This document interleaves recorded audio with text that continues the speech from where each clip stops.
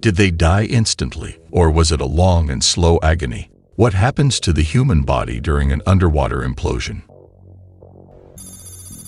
It's 8 o'clock in the morning when about 740 kilometers from the coast of the Canadian island of Newfoundland, the submersible Titan plunges into the waters of the North Atlantic Ocean to observe the wreck of the Titanic, lying on the ocean floor at a depth of 3810 meters.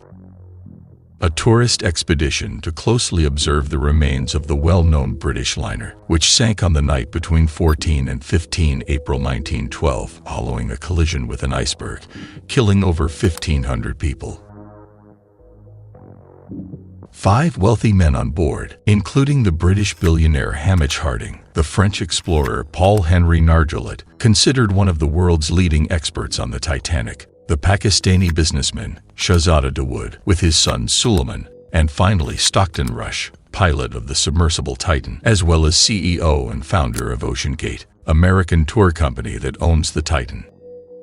A journey into the abyss costing $250,000 per person, a unique experience reserved for rich people, ready to risk their lives and challenge the Titanic's curse. A small submersible built in carbon fiber and titanium, capable of accommodating up to 5 people, including the pilot, and guaranteeing the sufficient oxygen reserve for 96 hours. It is approximately 6 meters and 70 long, 2 meters and 80 wide, and 2 meters and 50 high. With a weight of about 10 tons, it is able to reach 4,000 meters of depth. On June 18, 2023, however, something does not go as it should. 1 hour and 45 minutes after the dive of the Titan, that is when it had almost reached the wreck, the communications between the submersible and the Polar Prince suddenly stopped, Canadian flagged ship from which the Titan was launched. Thus begins a real race against time to search for the submersible lost in the depths of the ocean and bring it back to the surface in the hope of saving the 5 passengers. A research area of 26,000 square kilometers, which required an enormous mobilization of numerous means from different countries, including planes, drones, submarines, underwater robots, ships, and highly advanced research systems.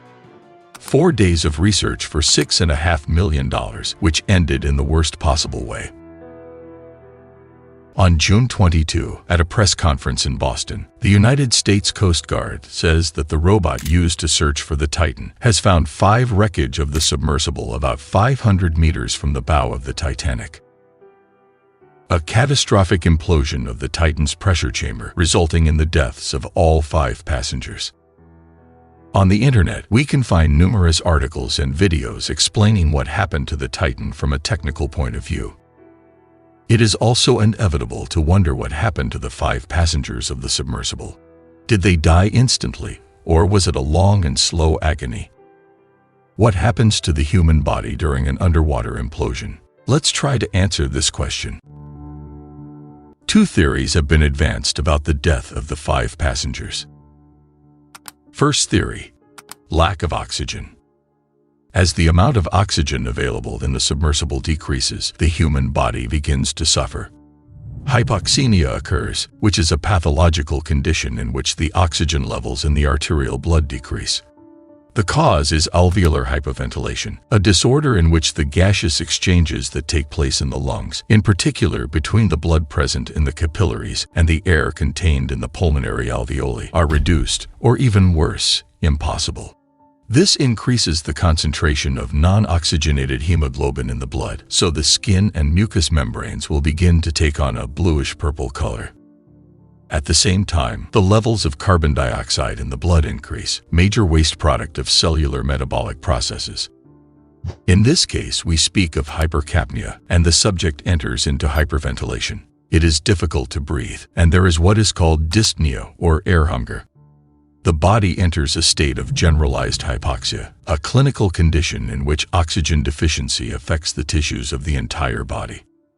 The first to be affected are the nervous tissues, in particular the brain, the visual and auditory systems. The human body thus enters a state of alert and begins to increase heart rate and respiratory rate in order to try to ensure greater oxygenation of the tissues. Confusion, seizures, and loss of consciousness are all possible consequences. Once the 96 hours are over, and therefore the amount of oxygen in the submersible is completely finished, the passengers develop anoxia, where, unlike hypoxia, there is a complete lack of oxygen. In just 3 to 4 minutes, all organs are irreversibly damaged, such as the brain, heart, and lungs, and death occurs within 5 to 7 minutes of complete impediment of breathing. Second theory: underwater implosion. According to experts, the Titan's submersible was subjected to a pressure of almost 400 kilograms for each square centimeter, a value hundreds of times higher than the pressure normally recorded on the surface.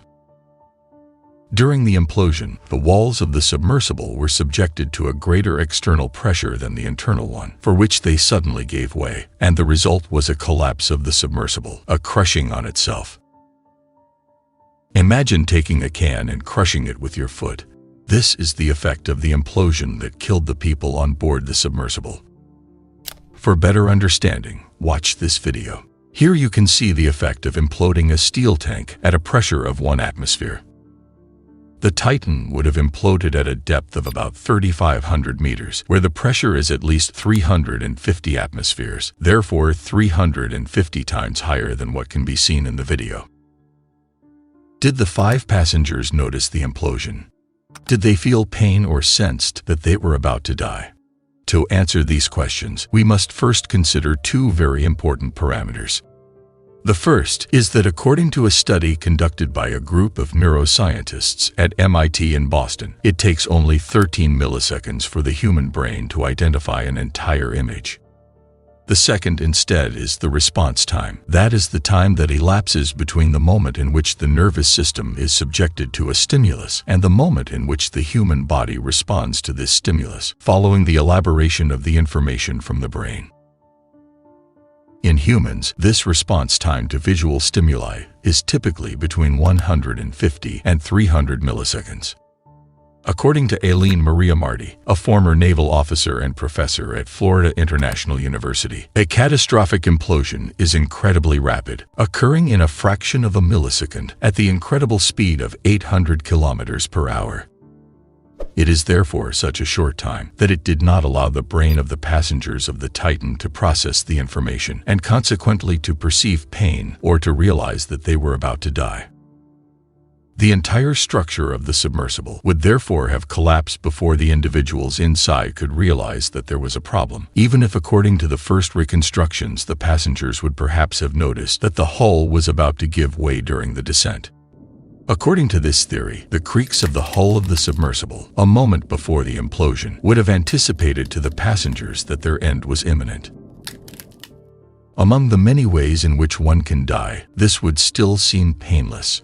In a fraction of a millisecond, organs are crushed, bones shattered, and the extreme pressure difference rapidly heats the air inside the submersible, causing passengers to incinerate and die instantly. The violence of the implosion therefore makes the hypothesis of recovering the bodies of the victims implausible. Despite this, research will continue, also with the aim of identifying other remains of the submersible and collecting further elements to clarify what really happened in the depths of the Atlantic Ocean. This dramatic story with a tragic epilogue opens up several questions about the actual safety of the Titan, the poor materials with which the submersible appears to have been built, and the lack of certification checks. The submersible disaster has divided public opinion in 2, between those who join in the pain for the loss of 5 human lives and those who consider it a normal consequence of the risk that the passengers of the Titan have consciously chosen to run. There is also controversy over the enormous mobilization of men and equipment that this desperate race against time required, which cost over $6 million, and over the difference that the law of the sea makes between rich and poor, between billionaires looking for adventures and strong emotions, and migrants looking for a new land.